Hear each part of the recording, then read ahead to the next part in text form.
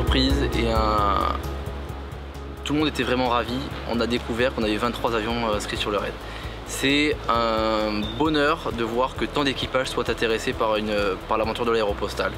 Donc cette année, 23 équipages, 70 personnes ont fait le périple. Ça a été beaucoup de très dur administrativement pour y arriver, mais on y est arrivé. La logistique a suivi, tout va bien. Enfin, c'est des photos qui nous trouveront nulle part ailleurs. Elles sont uniques. Bon, celle-là, elle est connue. Il y a des photos connues, celle au-dessus aussi. Mais la réalisation de ce raid, c'est déjà de faire perdurer la mémoire de nos ancêtres, c'est-à-dire des Mermoz, Syntex, Dora, Guillaumet, la TECOR bien sûr. Il ne faut pas oublier qu'il y a eu en moyenne un mort tous les 100 km sur cette ligne pour porter du courrier. Aujourd'hui, on se doit de continuer à partager avec ses habitants cette volonté que la TECOR a mis en place, c'est-à-dire le partage et la communication entre les ordres. C'est extraordinaire de vraiment pouvoir poser mes roues sur Cap Juby Tarfaya. Tarfaya, c'est, je pense, le plus beau terrain qu'on ait fait sur le raid. On a découvert les hangars de l'Aéropostale, on a vraiment posé nos roues sur la vraie piste de l'Aéropostale. On a vu des historiens qui nous ont raconté pas mal d'histoires sur cette piste.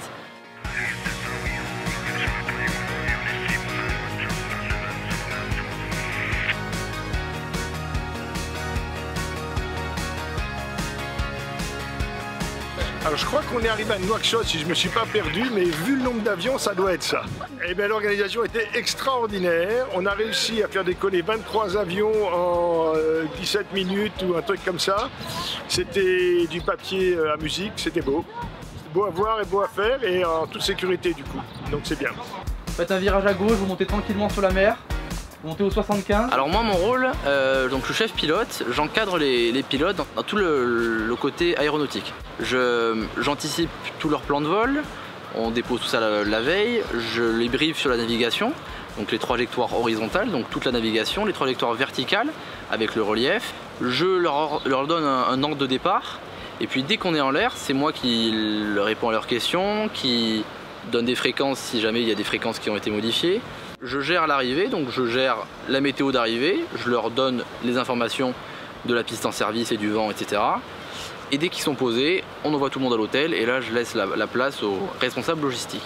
Et là je suis en train de préparer l'avion pour mon ami Claude, c'est lui qui pilote aujourd'hui pour aller à Rabat et on espère que la météo sera de la partie. Donc le raid est ouvert à tout le monde comme je le disais.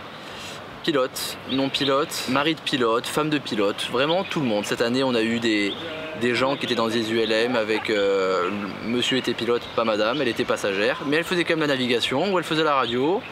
Le soir, elle était là au briefing. Tout le monde se met un petit peu dans le moule. Tout le monde est là au briefing le soir et tout le monde écoute et se familiarise un petit peu avec l'aéronautique, même si c'est pas leur première chose de la vie. Les différentes classes. La classe 1.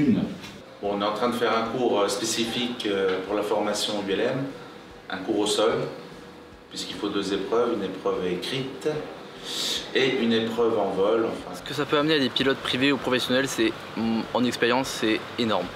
Un pilote privé qui sort d'un aéroclub en France, fait des tours de piste, fait des navigations classiques.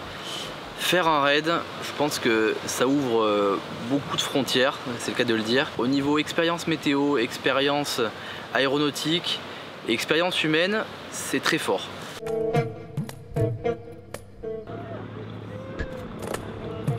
Ben, c'est quand même chouette d'être dans un équipage féminin, ça change un petit peu. L'avion, on aurait pu penser qu'il était moins lourd, mais comme on est plus nombreux, est quand même un petit peu lourd. Mais sinon, à l'intérieur, ça se passe très très bien.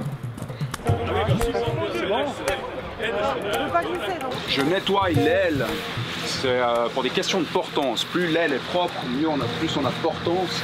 C'est un avion qui est quand même sensible à la saleté sur les ailes, donc il faut vraiment qu'on ait des ailes propres.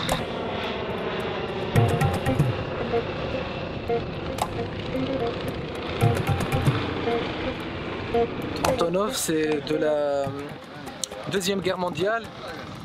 Donc il est très ancien. Donc c'est l'histoire de l'aviation. Et c'est vraiment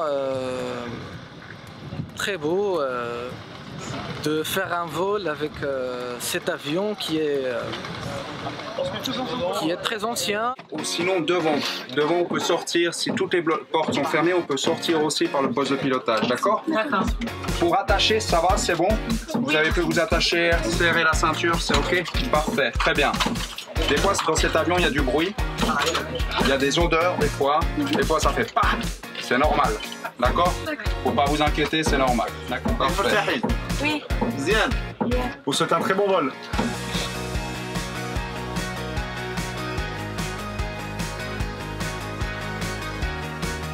Alors, la petite elle a eu un peu peur, mais après ça s'est bien passé parce qu'elle a compris que c'était pas dangereux, donc ça s'est bien passé. Et là on a le champion qui a pas du tout eu peur. Alors lui, je crois que c'est peut-être un futur pilote. On est vraiment fiers de tous les deux.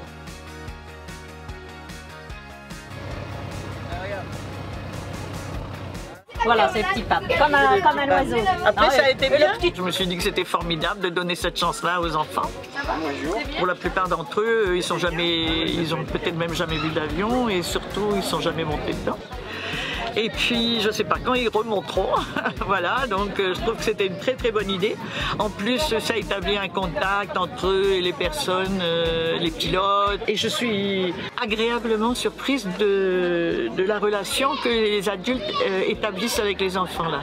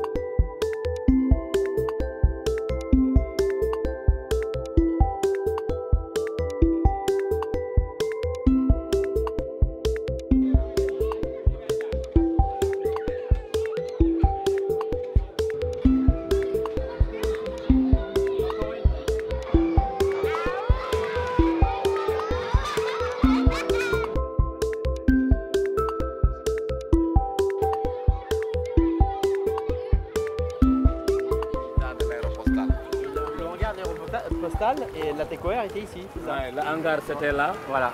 Là, c'était la descente de l'hydroavion. C'est ça. Et un peu plus loin, tu as le macadam où on réparait l'hydroavion parce qu'il y avait un grue qui le tirait jusque là-bas. C'était important pour les gens de l'époque d'avoir le courrier? Mais je te dis, dès qu'un courrier s'arrête, c'était comme un cœur qui s'arrêtait. Donc c'était important. À l'époque, il y en avait pas mal de blancs qui étaient ici et qui voulaient recevoir les courriers. Et M. Mermoz a osé. Tu as vu, traverser même jusqu'à périr en mer.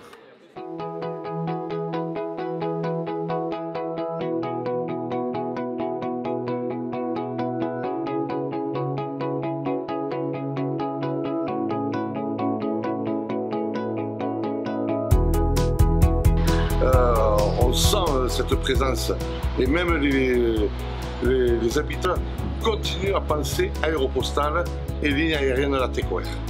Toutes ces différentes nations qui ont eu la chance de voir passer l'aéropostale et de côtoyer ces pilotes ont jusqu'à aujourd'hui entretenu ce message de l'histoire de l'aéropostale. Toutes les personnes sont vraiment impliquées et veulent rester impliquées dans l'histoire de cette ligne.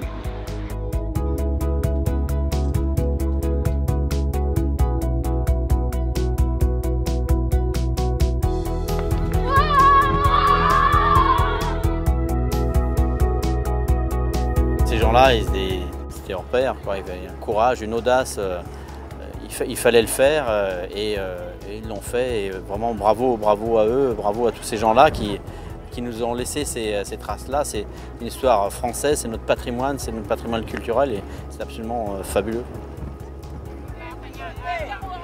Travail, et Tango Bravo passe les 15 nautiques et on estime noix de choc à 8h39. Vous avez oublié le contrôleur? Ah ben j'ai oublié le contrôleur, excuse-moi. Alors là, c'est mes plus plates excuses, bravo à toute l'équipe. Elle fait du bon boulot. les gars. Merci beaucoup. Tango Bravo confirmé, estimé à Nouakchott. Nouakchott à 39, et je te